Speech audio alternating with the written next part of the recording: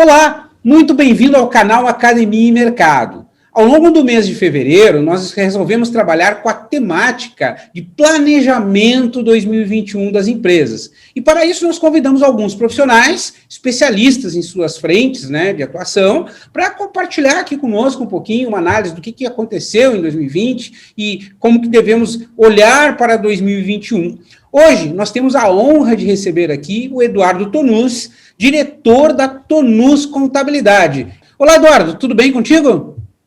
Olá, professor Concílio. Agradeço o convite e dizer que é um grande prazer estar aqui com vocês. Legal, seja bem-vindo ao nosso canal. Antes de mais nada, eu vou te perguntar quem é a Tonus Contabilidade. Conta para nós um pouquinho quem são vocês, o que vocês fazem, região que vocês atuam. Perfeito. A Tonus Contabilidade é uma empresa caxiense, situada aqui em Caxias do Sul, Rio Grande do Sul. É uma empresa de serviços contábeis. Nós atuamos no mercado há cerca de 25 anos. Temos em nossa carteira de clientes aproximadamente 350 clientes, dos mais diversos segmentos. A gente tem desde indústria, comércio, serviço e até parte do terceiro setor. Então, a gente é uma empresa que acaba abrangendo praticamente toda a gama contábil, enfim, de segmentos de empresas. Perfeito, perfeito. Uma boa experiência para compartilhar conosco aqui. Maravilha. Acredito que sim. Maravilha. Eduardo, olha só, a gente tem tratado aqui no canal, abordado com bastante ênfase as questões, principalmente as questões do que aconteceu no ano de 2020, essa questão pandêmica, às vezes nós mencionamos pós-pandêmica aqui, mas o que a gente viu de fato, em 2020, foi uma mudança muito radical. Até no último episódio, nós citamos que as pessoas dormiram e, quando acordaram, tínhamos uma outra realidade, onde nós não podíamos estar com as pessoas próximas, e isso, sem dúvida nenhuma, afetou fortemente as organizações, fortemente as empresas. Mas o que nós temos absorvido de informações são informações, de certa forma, até um tanto quanto midiáticas, Então, a gente vê o que nós vimos, o que se percebe. Muita empresa quebrando, quem sobreviveu saindo muito machucado e caríssimos casos, mas eles existem, de empresas que conseguiram aproveitar este momento até para aumentar o seu faturamento. Existe aquela frase lá, crise tem um duplo sentido, faça dela uma oportunidade.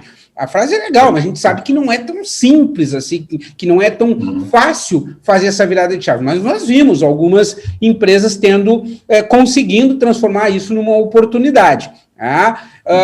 Mas isso é o que nós temos colhido de informações.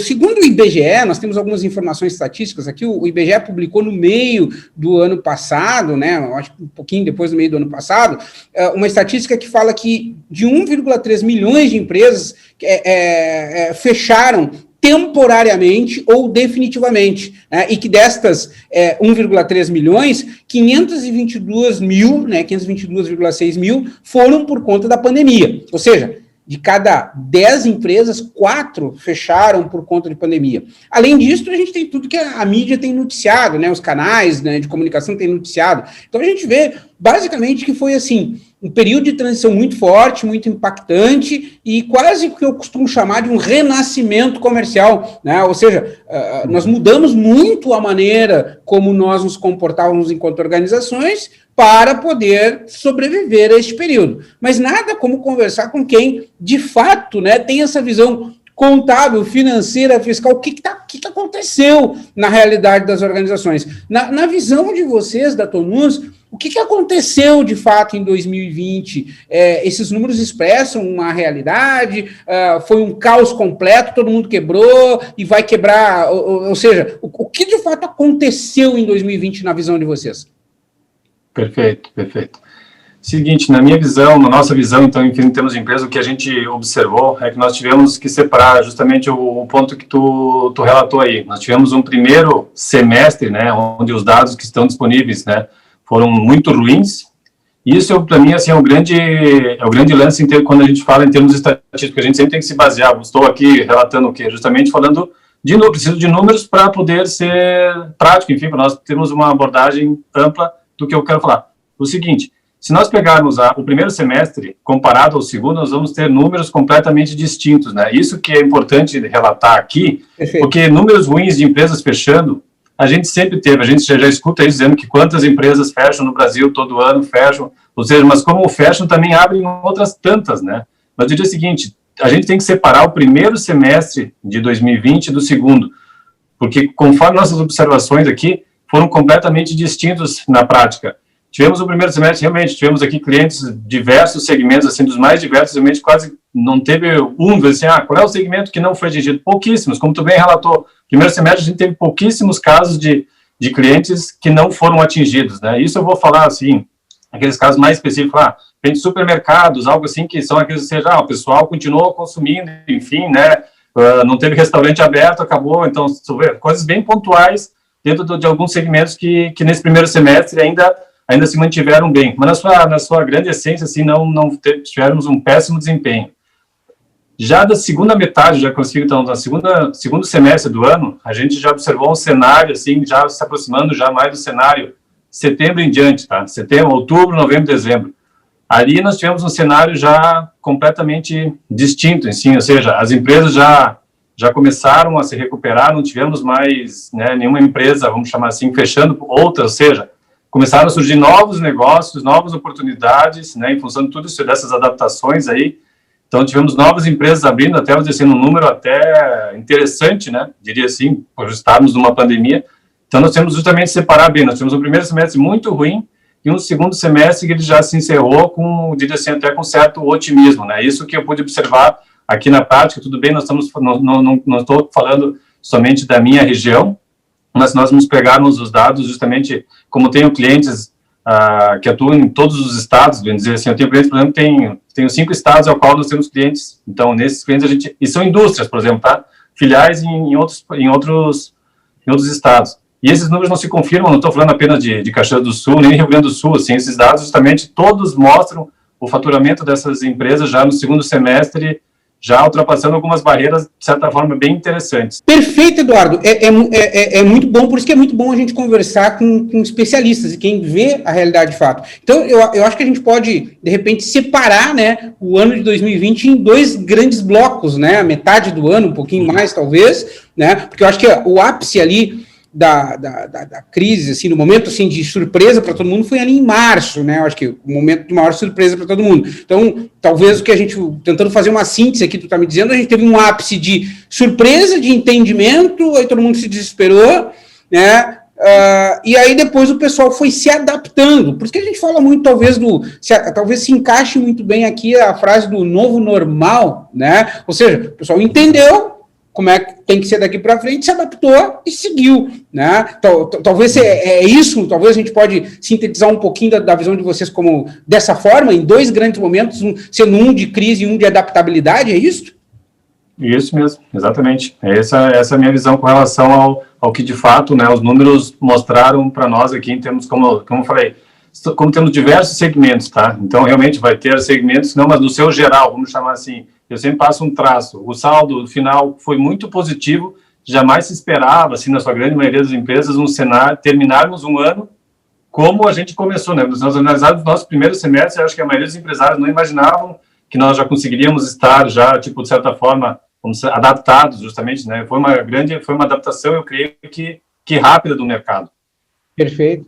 E ao que você tivesse que elencar, assim, quais os fatores que talvez foram preponderantes para essa retomada ali em 2020, o que tu elencaria, talvez, como foi só uma questão da capacidade das organizações de se adaptarem, teve incentivo governamental, alguma coisa, o que julgaria ali?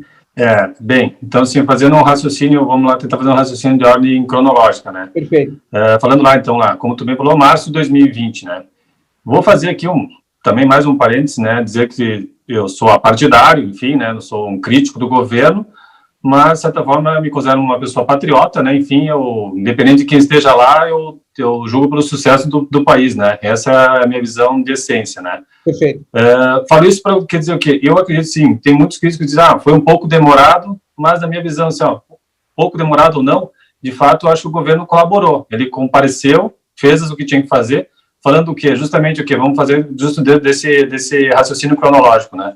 Então, o que o governo, de fato, agiu?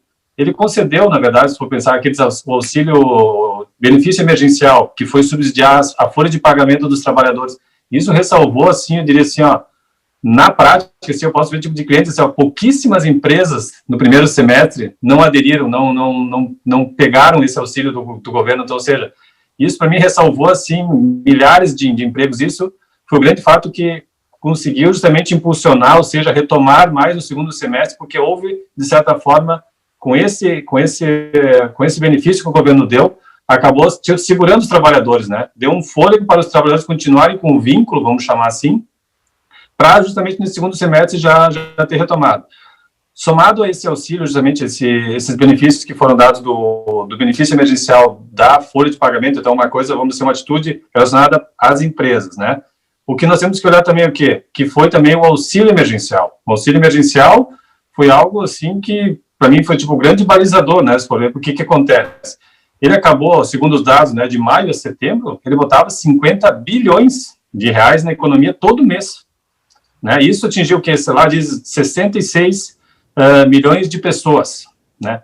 Se nós pegarmos 66 milhões de pessoas, também conforme dados estatísticos, pulverizado nas famílias, isso acabou atingindo mais da metade do Brasil, esse dinheiro acabou chegando mais da metade das famílias brasileiras, né?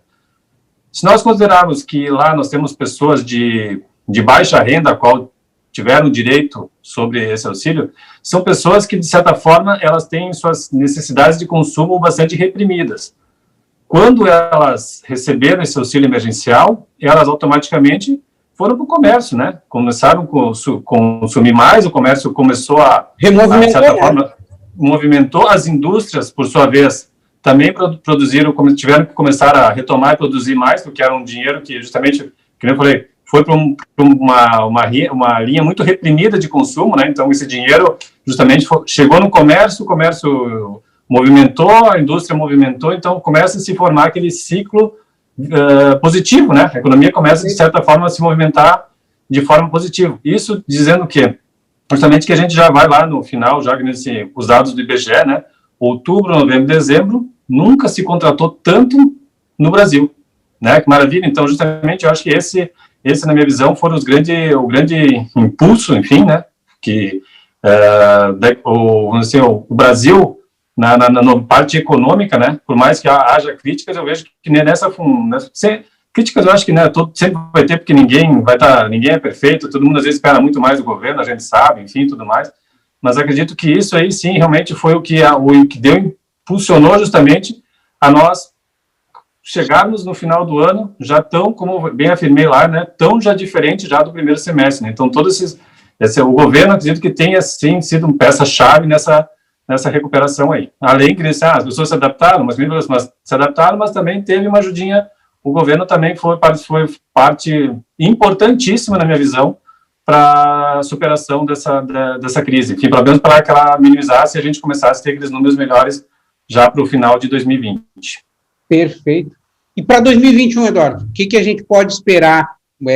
Um cenário positivo? É cedo ainda para falar? Temos que acompanhar com calma. Qual é a visão de vocês com relação a 2021? 2021, então, é o seguinte. Na minha visão, nós temos o quê? Nós temos, assim, ó, vamos pensar que toda empresa, né? Nós não vamos imaginar qualquer empresa que ela não esteja hoje, 2021, diferente do que começou 2020, né? Então, acho que todas as empresas tiveram, de certa forma, se acomodar, cortar custos, fazer assim, o dever de casa, né? Cortar custos, pensar em inovação, fazer diferente, tá? Então, todo mundo passou 2021 já chega diferente do que começou 2020, porque precisou, de certa forma, ajeitar a casa para sobreviver.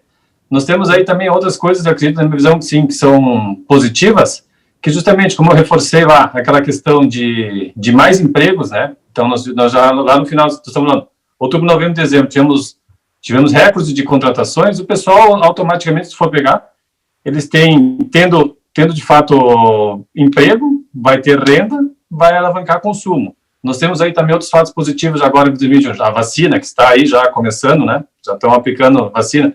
Isso tudo, ao meu ver, são coisas que vão dar suporte para que nós tenhamos, acho que um 2021, na minha visão, otimista, tá? Eu acho que o Brasil, segundo os dados, né, o Brasil e até o mundo, né, se caminha para um crescimento, né? A gente não vejo nenhum pessimismo com relação ao cenário, e sim, até, não é, não diria assim, também nós estamos aqui no oba-oba, no otimismo exagerado, mas enfim, né, eu diria o seguinte, os números mostram que, na média, as empresas estão razoavelmente mais fortes em 2021. Razoavelmente, mas estão mais fortes para 2021. Olha só, que visão interessante, né? Por isso que é bom a gente conversar com quem tem propriedade e sente isso, né, de fato. Ver isso na prática, né? Então, muito importante, mas legal essa visão. Agora, claro, né? Não se faz mais planejamento de empresa como no passado, né? Ou seja, o planejamento de empresa você tem que a todo momento estar revendo, porque as estratégias emergentes elas surgem a todo momento, né? Exatamente por uma mudança de cenário. Mas essa visão ela é bem interessante, bem significativa e importante mesmo. Se tu tivesse uma pergunta final para ti, assim, que quem está nos assistindo com certeza está ávido por uma resposta dessa. Tá, mas e aí? O que eu faço? Na visão de vocês, quais seriam, assim, as melhores práticas, né, principalmente com essa questão, com essa visão contábil, financeira, fiscal, quais são as melhores práticas, quais são as melhores recomendações para a minha empresa, para que ela possa ser bem sucedida em 2021, considerando o cenário e essa visão, essa visibilidade exposta por vocês? Perfeito.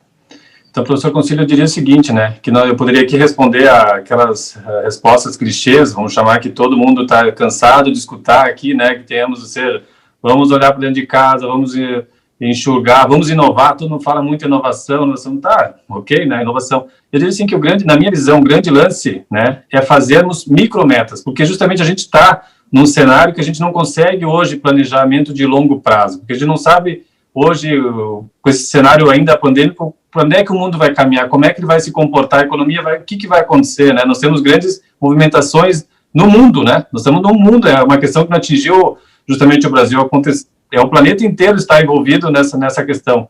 Então, a grande dica é o seguinte, na minha visão, nós para os empresários, diria o seguinte, trabalharmos com micrometas, né? Diminuirmos nossos planejamentos, ou seja, né?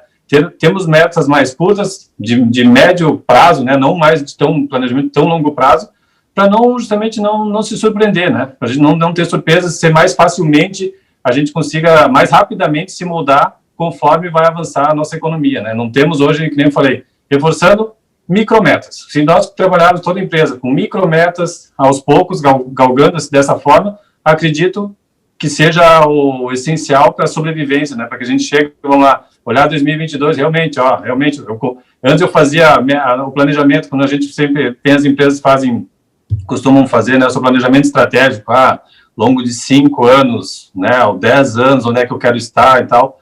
Agora, eu diria assim, o nosso planejamento estratégico, ele tem que ser revisto e ser encurtado, né, esse é o grande lance para nós sermos mais assertivos, né, termos mais sucesso.